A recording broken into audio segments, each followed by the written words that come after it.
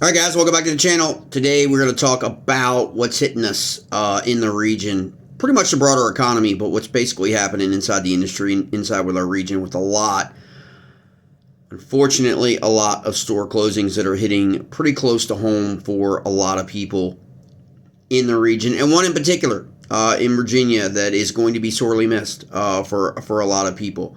But you guys have pretty much heard about the mergers and acquisitions that are happening. This is always what happens when the economy is what it is, like it is now. You guys are dealing, we've had a shutdown for 45 plus days. The economic data hasn't been able to be reported yet, so there's a lot. That's what's happening in the markets and all that stuff. Everybody's experiencing. No one really knows, the cover that the shutdown may have provided in terms of maybe the economy is not as good as everybody would like for it to think it is.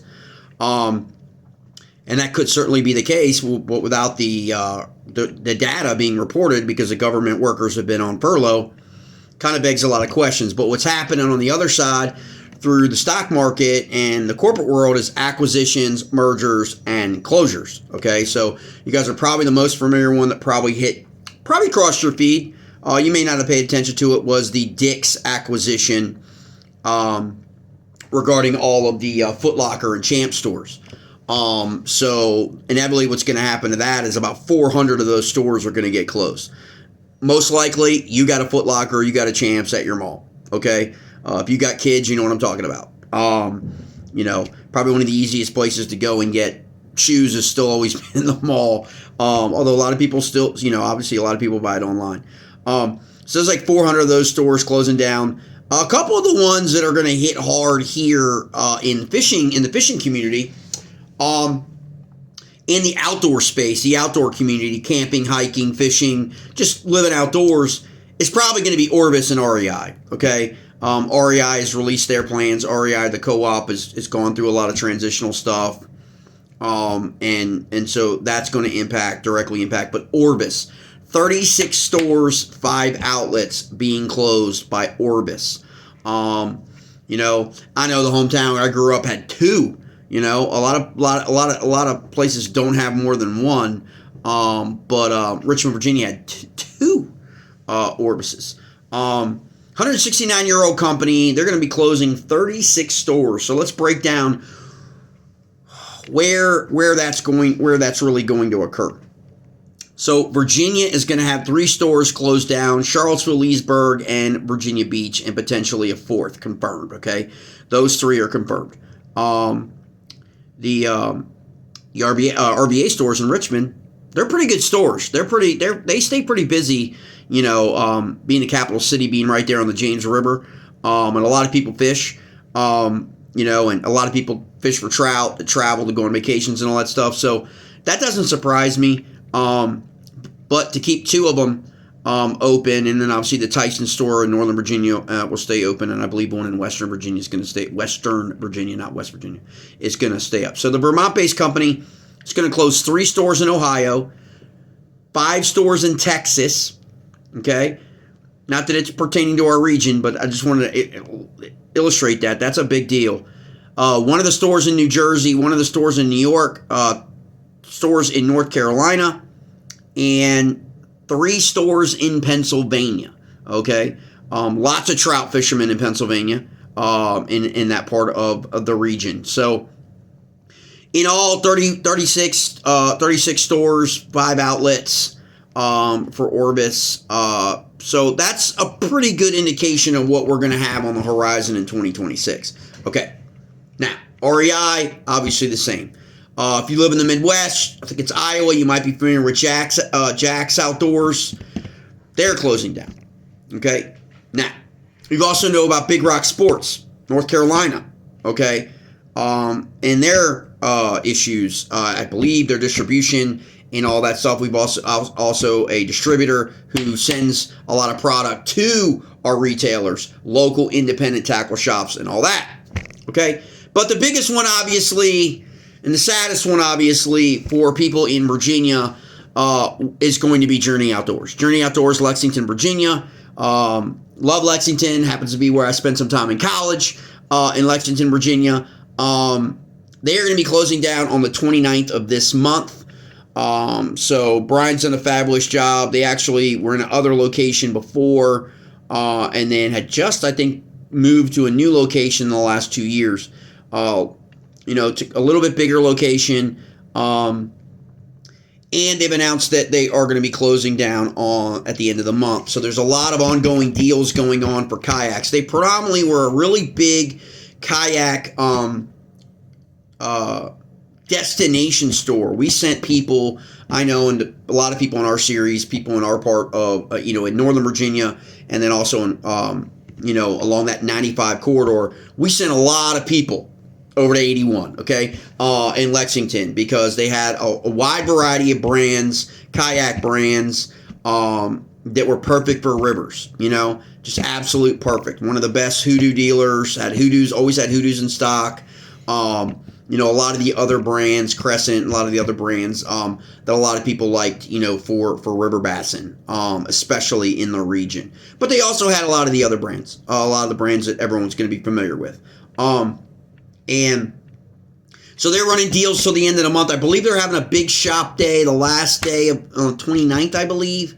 So you want to look at their website, check out their Instagram. They're always really good at Instagram. Christine, I think, does a really good job with just like putting stuff out there. They always have. It's always great to see that, what deals they have on. They're always very engaging with the community, and they sponsored a lot. They had pro staff in the region. A lot of kayak anglers in the region were on pro staff, and they supported a lot of trails, and it's going to be sorely missed.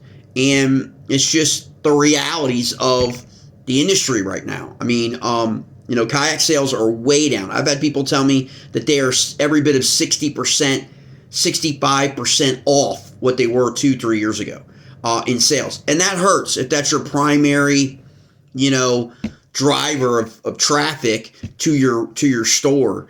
When you take that kind of, and the industry overall takes that kind of beating, coming off of COVID, everybody, the boom, and then the bust. There's always a bust after a boom. There's always a pop after the bubble, right? Like, we know that in just about everything. And so that's pretty sad. Like, heavy heart for them. I wish them well.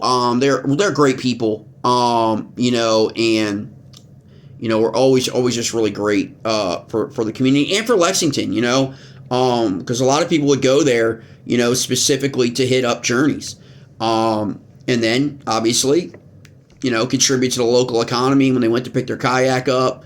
Even if they bought it online, they had to go and pick it up, and in that regard. So these are our little things that we got to really, really pay attention. We hear the stories about the Advance Auto Parts, that thing, Dollar General closing down a lot of places, and they're periphery to our lives, in a sense. But as anglers and people in the community, when we start losing tackle shops, which is happening, and we start losing kayak dealers, which is happening, okay, it's really indicative to for the community to really, really determine, where are we going to spend our dollars now, right? Is everything going online? Are we buying stuff from overseas or outside the region, and everything's just showing up on our front doorsteps? Or are we no longer going to be able to impact our local economies because our tackle shops are closed down, our kayak dealers are closed down? Recently I heard, I've heard from people send me some stuff, about some guys trying to push to boycott. I don't know if that's really how you should characterize it, but basically shaming a tackle shop that put on a tournament, in Pennsylvania this year that didn't go the way they wanted, and it was first time ever putting on a tournament as a tackle shop for the kayak community. And you know what? I mean, those things happen. Things don't always go the way the first time, when you're new and you're trying to reach the community, you're trying to engage with the community. You put on an event, you organize an event, you get sponsors like 13 Fishing. I think everybody that fished in that Susquehanna River Classic got a 13 Fishing rod, a $100 rod. I mean, they brought in a lot, and they did a lot, in terms of engaging with that community, and provide them an event, a tournament, and because it didn't go well, because stuff happened, unfortunately, and they always do, you've got people out there trying to sway people through email campaigns and through Instagram campaigns and TikTok, not to go to the store, not to support that store anymore because it didn't go the way they wanted. And that's just it's just a shame. Like, it's like, we're losing our local businesses, our tackle shops. Every year, people are retiring and closing their shops because they're not passing it on to their kids. Their kids are going to college and going and getting tech jobs, going to get Wall Street jobs, going to get corporate jobs, going into government jobs. They're going where the money is, okay? And people are retiring, and there's no one to pass a lot of these shops, tackle shops, onto next generation, right? And so we got to be really, really careful, right, about how we want to handle things. We want to support our local businesses, support the local economy, support them, educate them if they're going to do events like that out in the community, if they're going to do demo days, if they're going to do tournaments, bass fishing tournaments, those things. Help them. Don't put a boot on their throat, right? Because they are engaging with our community while a lot of brands are no longer engaging, especially kayak fishing. A lot of people have pulled out of kayak fishing. Okay, a lot of brands. Okay, they just don't see the it's called the ROI for those who aren't paying attention. It's called the return on investment. Okay, non-endemics have pretty much avoided it. Okay, and now we're in the boating side, you've seen a little bit of it too. It's the same core 3 or 4 private equity owned brands that are all the brands. They're separate brands, but they're owned by the same core, sponsoring a lot of professional bass fishing and bass fishing boater events now. Okay, it's almost in the hands of like 3 major companies, okay, which have a whole bunch of brands in it.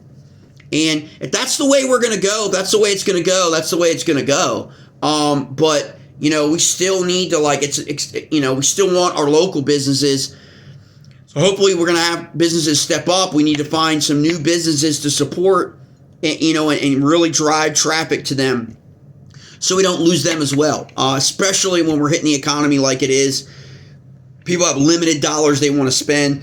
Maybe you're not going to buy that new kayak next spring, you know what I mean? But figure out other ways to go into the shops that sell your kayaks, and upgrade your life jacket, upgrade your paddle, buy baits, do whatever, do those things that you can still be, contributing to that business where they're not sitting and waiting for all of people to come back again, to upgrade or to buy kayaks and things like that. So just be cognizant of that fact. When you see that kind of stuff, just kind of like take a step back and be like, hey, man, bro, I hear you, but man, I it's not worth it to lose the tackle shop. These people that are talking about, I'll drive 2 hours away to get my baits, so I don't have to support them. Well, that's just stupid. Okay, but waste your gas money. You know what I mean? Like, I don't know what else to tell you. As opposed to going in and engaging the businesses and letting them know, hey, look, man, it didn't go down the way we wanted, but I'm gonna support you. I got your back. Hey, man, when the time comes, if you want to input, let's get some people together, have some input on how to make the event next year better, smoother, more accountability, whatever it is, that's what small businesses want, is they want that. They don't want someone to run to freaking social media and dump, you know what I mean, without first like, hey, what can we do better? Every small business in it's a kayak, in the kayak space or tackle shop, they're always like that. How can I reach more people, Jay? What can I do? What should I, is it the tournament scene? Is it the expo? Should I go to expos next year? Is that how I should do it? What do you think I should do to like maintain, be a positive impact in the community, in the region in that regard, not a negative one, okay? Because what inevitably happens is the economy does what it does, financing dries up, people can't get more lines of credit, people can't get business credit, people can't buy inventory, they're still stuck on their old inventory, and inevitably you can't sustain that when you're not having and when everyone's not buying, right? Like, who's buying? Who's been buying new kayaks in the last 12 months, right? And so that's what happened. So just Rick, you got Orvis, it's just a major retailer, 169-year-old company, is shutting 36 stores. Okay, REI is going through its issues, right? Dick's is accumulating other stores and will close other stores in your locality that they are buying, while they're opening up bigger superstores too. And so it's just a matter of like, there may come a time where you're going to have to make that hour-long, 2-hour, 3-hour drive to Bass Pro Shops, if not buying it online. Because a lot of the mom-and-pop independent tackle shops they're just closing down. And we're probably going to see a lot more in the next 2 to 5 years. Just because of the demographic and just because of the sales, and a lot of stuff has moved online. And, it's just the product of where we are. It's sad, but we're going to miss it. Definitely going to miss Journey Outdoors. I appreciate everything that they've done for people, anglers in the community, in our side, like in terms of kayaks and guidance and recommendations and accessories and all that stuff. They're going to be missed. A lot of times we don't really realize until the store and the folks that were running the store, that were engaging and supporting like kayak event series in the region, pro staffers in the region, until they're gone. And so we need to do a really better job of showing our appreciation for those that are open today, those that are still in business today, so we can keep them around. If you guys got any other info or any other stores that are closing down, I'm going to stay on top of making sure once we get it in from the Pennsylvania, the actual 3 stores in Pennsylvania that are going to be closed, I've got that message sent out, and I'll relay that back to everybody. There was nothing that touched Maryland as of yet, in terms of these closures, but it did hit North Carolina, Virginia, Pennsylvania, New Jersey, North Carolina, and New York, and Ohio. So just stay on that, guys. Support your local businesses as best you can. This winter, Christmas season, take advantage of Black Friday deals. I'm going to do a video coming up on the Black Friday. Some of the best Black Friday deals that are going on down right now. Both in person, in the stores, some in-store only Black Friday deals. And then obviously, for the broader online ones that, especially like JDM stuff that pretty much you got to get online. A lot of stores don't carry all the JDM stuff. So we'll break that down, because obviously we're getting into it now as this week, and as we get closer into Thanksgiving coming up. All right, guys.